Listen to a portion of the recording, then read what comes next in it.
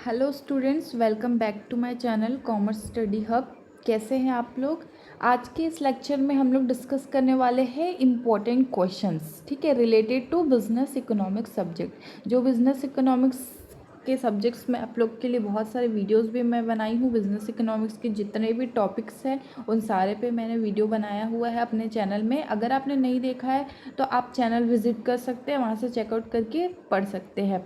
आज का जो वीडियो लेक्चर होने वाला है उसमें हम लोग बिजनेस इकोनॉमिक्स के इंपॉर्टेंट क्वेश्चंस तो डिटेल में डिस्कस करेंगे ही, जो आपके एग्ज़ाम के पॉइंट ऑफ व्यू से बहुत इंपॉर्टेंट है। इसके अलावा मैं आपको बता दूं, जो NEP 2020 के अंदर जो सिलेबस पढ़ रहे हैं आप लोग, चाहे आप BCom के स्टूडेंट होंगे या BA के स्टूडेंट होंगे, जो GE में बिजनेस इकोनॉमिक्स पढ़ रहे होंगे, उनके लिए भी ये वीडियो हेल्पफुल रहने वाला है कि कौन कौन से आपके जो होने वाले एग्ज़ाम है, जो भी एग्ज़ाम आ रहे हैं, उनके पॉइंट ऑफ व्यू से कौन कौन से क्वेश्चन इंपॉर्टेंट है और जो हेल्पफुल है, जिसको आपको ज़्यादा से ज़्यादा रीड आउट करना चाहिए, जो एग्ज़ाम में आने की संभावना इसकी बहुत ज़्यादा रहने वाली है। इसको हम लोग इंग्लिश और हिंदी दोनों में ही पढ़ेंगे। इंग्लिश में भी मैं आपको क्वेश्चन बताऊँगी और हिंदी में भी मैं आपको उसके क्वेश्चन बताऊँगी। तो चलिए टाइम वेस्ट करे बिना स्टार्ट करते हैं। कौन कौन से इंपॉर्टेंट क्वेश्चन हैं हम यूनिट के हिसाब से इसको डिस्कस कर लेते हैं। सबसे पहले आपका यूनिट 1 आ जाता है, जिसमें कि आपका इंट्रोडक्शन टू बिजनेस इकोनॉमिक्स आप लोग पढ़े होंगे कि बिजनेस इकोनॉमिक्स क्या होता है, नेचर, कंसेप्ट, ये सारी चीज़ें, ठीक है, बिजनेस इकोनॉमिक्स से रिलेटेड। इससे रिलेटेड वीडियोस भी मैं आपको पढ़ाई हूँ। अगर आप चैनल देखे होंगे, वीडियो मेरे देखे होंगे, लेक्चर से पढ़े होंगे तो आपको पता होगा। नहीं पढ़े होंगे तो प्लीज़ जाकर के चैनल देखिएगा। बिजनेस इकोनॉमिक्स मैंने बहुत डिटेल में आप लोग को पढ़ाया है। Nature, scope, concept, introduction, importance, सारी चीज़ें मैंने आपको पढ़ाई है। तो यूनिट 1 में आपको सिर्फ और सिर्फ यही देखने को मिलेगा कि बिजनेस इकोनॉमिक्स क्या है, उसका इंट्रोडक्शन, उसके बेसिक जो होते हैं कंसेप्ट। वो सबसे पहला क्वेश्चन क्या है, डिफाइन बिजनेस इकोनॉमिक्स। तो बिजनेस इकोनॉमिक्स अगर आप पढ़ रहे हैं तो बिजनेस इकोनॉमिक्स का डेफिनेशन आपको पता होना चाहिए, इंट्रोडक्शन आपको पता होना चाहिए, ये इंपॉर्टेंट है आपके लिए। Explain it's nature and scope, उसका नेचर और स्कोप आपको एक्सप्लेन करने के लिए दिया जा सकता है। व्यावसायिक अर्थशास्त्र की परिभाषा दीजिए, ठीक है, परिभाषा और इंट्रोडक्शन आपको पता होना ही चाहिए। जो भी क्वेश्चन आप लिखने जाएंगे रिलेटेड टू बिजनेस इकोनॉमिक्स, अगर कोई क्वेश्चन आता है तो सबसे पहले डेफिनेशन और इंट्रोडक्शन आपको लिखना होगा आपके एग्ज़ाम में। इसकी प्रकृति एवं क्षेत्र की व्याख्या कीजिए, और इसकी प्रकृति कैसी होती है, कौन कौन सी होती है, कौन कौन से क्षेत्रों में बिजनेस इकोनॉमिक्स काम आता है, ये भी बहुत इंपॉर्टेंट क्वेश्चन है। सेकंड क्वेश्चन है आपके पास, explain the relationship between business economics and other disciplines. व्यावसायिक अर्थशास्त्र का अन्य विषयों से संबंध स्पष्ट कीजिए, ठीक है, ये भी इम्पोर्टेंट क्वेश्चन है आपके एग्ज़ाम के पॉइंट ऑफ व्यू से। नेक्स्ट क्वेश्चन है, what are the objectives and importance of business economics. Business economics, व्यावसायिक अर्थशास्त्र के उद्देश्य एवं महत्व बताइए। ये चीज़ हमने ऑलरेडी मैंने आपको पढ़ाया हुआ है, वीडियो लेक्चर में मैंने पढ़ाया हुआ है। चैनल पे मेरे वीडियो आप देख सकते हो कि क्या क्या ऑब्जेक्टिव्स होते हैं, क्या क्या इंपॉर्टेंस होते हैं। हिंदी में भी मैंने पढ़ाया है और इंग्लिश में भी मैंने आप लोगों को इस चीज़ को पढ़ाया हुआ है। अगर आप लोग नहीं देखे हैं तो प्लीज़ जा करके पढ़ लीजिएगा एक बार एग्ज़ाम से पहले आप लोग, ठीक है। तो ये भी इंपॉर्टेंट क्वेश्चन होने वाला है कि बिजनेस इकोनॉमिक्स का ऑब्जेक्टिव क्या क्या है, यानी कि उद्देश्य, और उसके इम्पोर्टेंस यानी कि महत्व कौन कौन से हैं। ये आपको जिस हिसाब से आपके जिस नंबर के हिसाब से ये क्वेश्चन आने वाले उस हिसाब से आप इसको अटैम्प्ट करिए। अगर 5 मार्क्स में इंपॉर्टेंस लिखने के लिए आता है तो आपको 5 पॉइंट डिटेल में लिखने पड़ेंगे। अगर ऑब्जेक्टिव्स 5 मार्क्स का आता है तो आपको 5 मार्क्स के लायक 5 पॉइंट्स ऑब्जेक्टिव में लिखने पड़ेंगे, ठीक है। ये दोनों अगर 10 मार्क्स के क्वेश्चन में आता है तो 5-5 दोनों में डिस्ट्रीब्यूट कर लीजिएगा और डिटेल में आपको उसको एक्सप्लेन करना है। नेक्स्ट क्वेश्चन है आपके पास में, explain the role of business economics. Business economics का रोल आपको एक्सप्लेन करना है किसमें, इन मैनेजरियल डिसीजन मेकिंग, ठीक है, प्रबंधकीय निर्णय निर्माण में व्यावसायिक अर्थशास्त्र की भूमिका स्पष्ट कीजिए, ठीक है, भूमिका स्पष्ट कीजिए। ये भी इंपॉर्टेंट क्वेश्चन होने वाला है एग्ज़ाम के पॉइंट ऑफ व्यू से। ये पूरा चीज़ें जो मैं आपको पढ़ा रही हूँ वो आपके सिलेबस के अकॉर्डिंग ही पढ़ा रही हूँ, ठीक है। इन क्वेश्चन की ज़रूर से तैयारी करके जाइएगा अपने एग्ज़ाम से पहले। यूनिट 2 जैसे कि आपको पता है आपकी यूनिट 2 में आप लोग पढ़ते हो कंज्यूमर बिहेवियर पढ़ते हो, डिमांड एनालिसिस पढ़ते हो, ठीक है। उसके अंदर कौन कौन से क्वेश्चन इंपॉर्टेंट है देखते हैं। फर्स्ट क्वेश्चन है explain the law of demand with exceptions. इसको भी मैंने आप लोगों को पढ़ाया हुआ है मेरे चैनल पे। लॉ ऑफ डिमांड और लॉ ऑफ डिमांड के एक्सेप्शन के वीडियो ऑलरेडी अपलोडेड है, go and check there. Hindi में क्या बोलते हैं, मांग के नियम को और अपवादों के सहित समझाइए। मांग के नियम भी समझाने और मांग के नियम के अपवाद क्या क्या है ये भी चीज़ें मैंने आपको समझाई है। लॉ ऑफ डिमांड अपने में ही एक बड़ा क्वेश्चन है, लेकिन इसमें इसके साथ में आपको एक्सेप्शंस भी, अपवादे भी एक्सप्लेन करने के लिए बोला जा रहा है। दोनों ही मैंने आप लोगों को बहुत डिटेल में पढ़ाया हुआ है अपने चैनल में।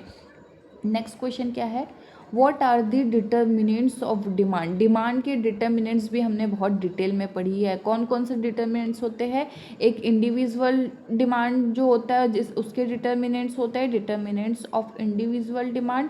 एक क्या होता है, determinants of market demand. Market demands के भी डिटर्मिनेंट हमने पढ़े हुए हैं। कितने कितने डिटर्मिनेंट्स होते हैं इंडिविजुअल डिमांड के, मुझे कमेंट में बताइएगा आप लोग, अगर आप लोग को याद है और आप लोग पढ़े होगे तो, ठीक है। कितने इंडिविजुअल डिमांड के डिटर्मिनेंट्स होते हैं और कितने मार्केट डिमांड के डिटर्मिनेंट्स होते हैं, बहुत डिटेल में मैंने आप लोग को पढ़ाया। अगर आप लोग पढ़े होगे या आप लोग को पता होगा तो मुझे कमेंट में बताइएगा इस चीज़ का आंसर। मांग को प्रभावित करने वाले कारकों की व्याख्या कीजिए, ठीक है। हिंदी में इसको क्या बोलते हैं, मांग को प्रभावित करने वाले कारकों, या फिर आपको घटक भी आ सकता है, कारकों या फिर घटक की व्याख्या कीजिए, ठीक है। तो इसके अंदर भी आपको दो तरीके देखने को मिलेंगे।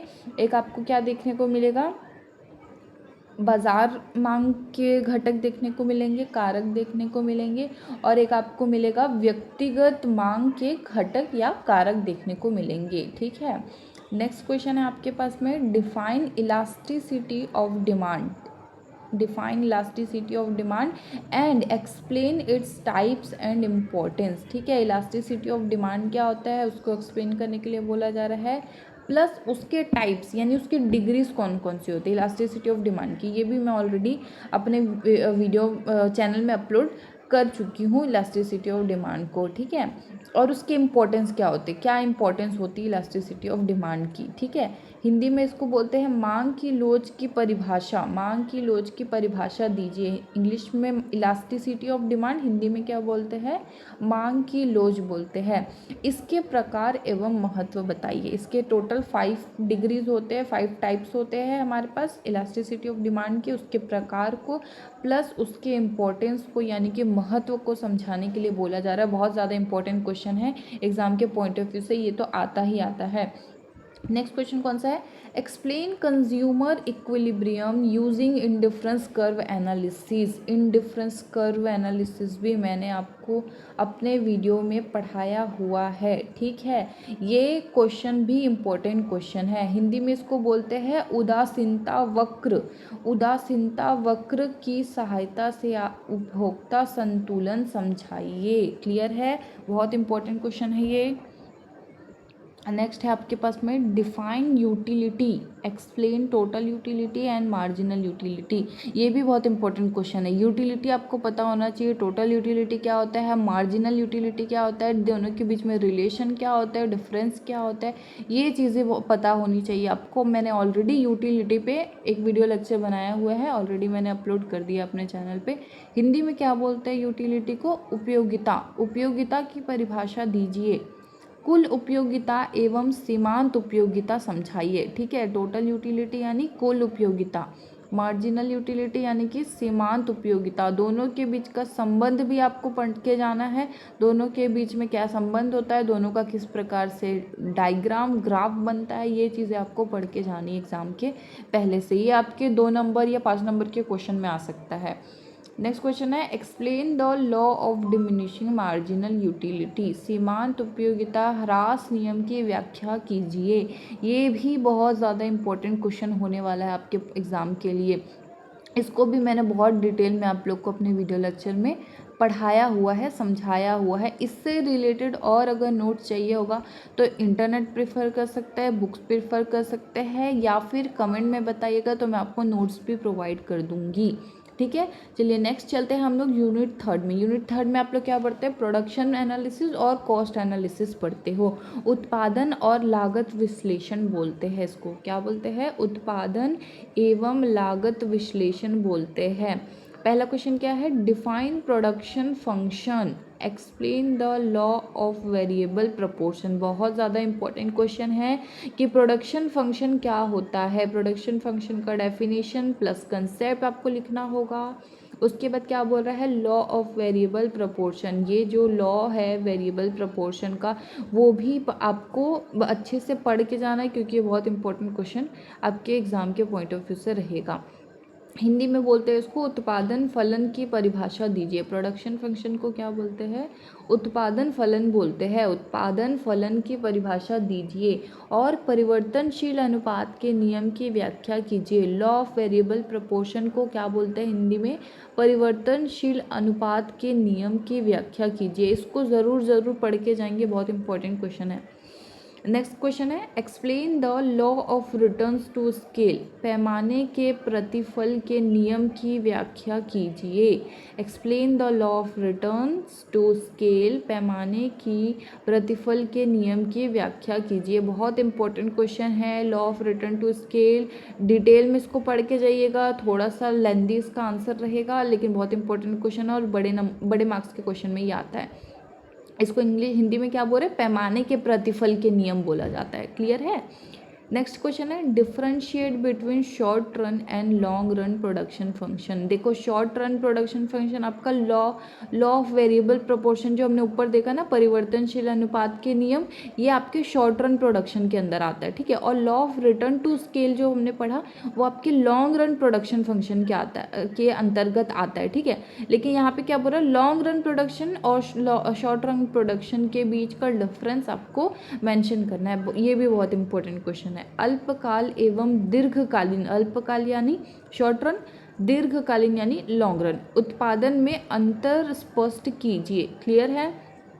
नेक्स्ट क्वेश्चन है आपका, explain different types of cost with example. Different types के जो कॉस्ट है, लागत है, उनको एक्सप्लेन करना है विद एग्जाम्पल्स। हिंदी में क्या बोलते हैं, लागत के विभिन्न प्रकार उदाहरण सहित समझाइए, ठीक है। लागत के विभिन्न प्रकार जो होते हैं, average cost, total cost, marginal cost, ये सारी चीज़ें आपको डिटेल में समझानी है विद एग्जाम्पल्स, प्लस ग्राफ भी आप बनाएंगे, क्योंकि इकोनॉमिक्स पढ़ रहे हैं तो ग्राफ और शेड्यूल मस्ट है। लास्ट हम लोग देखते हैं यूनिट 4, मार्केट स्ट्रक्चर, ठीक है। मार्केट फॉर्म्स बोल सकते हो या फिर मार्केट स्ट्रक्चर बोल सकते हो, ठीक है। इसमें पहला क्वेश्चन क्या है, explain perfect competition and its features. जानते होंगे आप लोग परफेक्ट कंपटीशन क्या होता है, उनके फीचर्स। ये भी बहुत इंपॉर्टेंट क्वेश्चन है। इसमें आप ज़्यादा से ज़्यादा, इस वाला जो यूनिट है ना, इसमें ज़्यादा से ज़्यादा आप लोग नंबर गेन कर सकते हैं, इसलिए इसको बहुत अच्छे से पढ़ के जाइएगा, अच्छे से याद करके जाइएगा।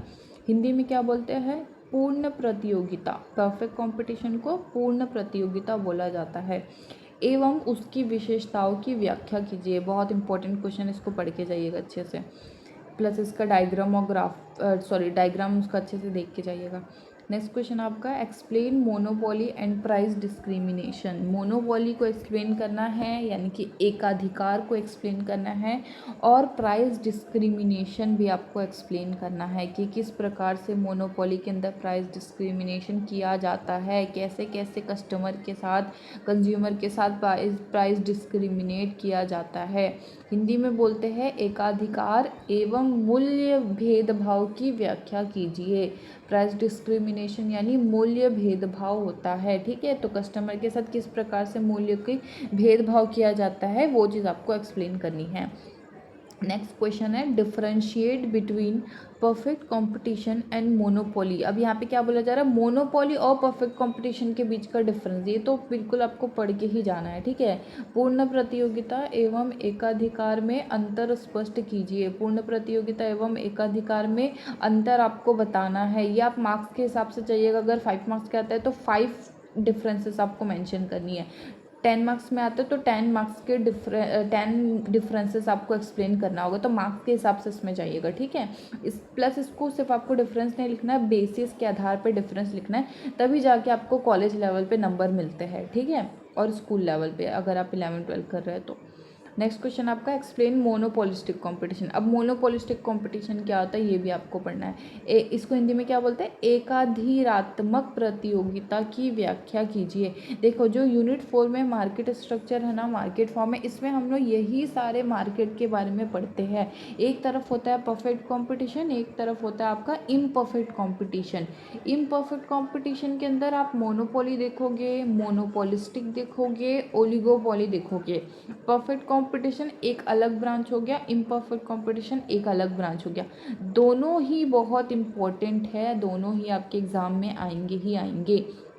नेक्स्ट क्वेश्चन देखिए, लास्ट है हमारा explain oligopoly and it's characteristics. ठीक है, ओलिगोपोली को हिंदी में बोलते हैं अल्पाधिकार बाजार। अल्पाधिकार क्या है, उसकी विशेषता क्या है, उसकी आपको व्याख्या करनी है। ये भी बहुत ज़्यादा इंपॉर्टेंट क्वेश्चन है। इसको आप इन सभी को जो मैं बताई इनको मार्क्स के हिसाब से जाइएगा। अगर फीचर्स पूछ रहा है प्लस उसका डेफिनेशन पूछ रहा है, 5 मार्क्स के है तो 5 नंबर के लायक आप लोग थोड़ा सा उसका डेफिनेशन लिखिएगा ओलिगोपोली का, प्लस उसके कैरेक्टर्स 5 पॉइंट्स मेंशन करिएगा। वैसे ही परफेक्ट कंपटीशन में भी करिए, उसका थोड़ा सा इंट्रोडक्शन लिखिए, डेफिनेशन लिखिए, प्लस उसके 5 फीचर्स लिखिए। अगर 5 मार्क्स में आता है तो 10 मार्क्स में आता है तो आपको मार्क्स के हिसाब से उसके पॉइंट्स को इंक्रीज करना पड़ेगा। क्लियर है? तो ये तो हमने आज क्या पढ़ा, इम्पॉर्टेंट क्वेश्चंस आप लोग के लिए देख लिए बिजनेस इकोनॉमिक्स के, जो अभी आपके एग्ज़ाम हाल ही में होने वाले हैं। जो लोग एनईपी पढ़ रहे होंगे वो लोग रिलेट कर पाएंगे। एनईपी 2020 के अंतर्गत जो लोग एग्ज़ाम दे रहे होंगे, जो लोग सिलेबस पढ़ रहे हैं, उनके लिए ये बहुत ज़्यादा इम्पोर्टेंट रहने वाला है, क्योंकि आपके आने वाले एग्ज़ाम में आपको इसी प्रकार के क्वेश्चन देखने को मिलेंगे। इसको ज़रूर से पढ़ के जाइएगा। इसमें अगर कोई डाउट होता है तो please let me know in the comment section. मुझे कमेंट सेक्शन में ज़रूर बताइए अगर आप लोग कोई प्रॉब्लम फेस कर रहे हैं इससे रिलेटेड, अपने एग्ज़ाम से रिलेटेड। तो thank you so much for watching this video.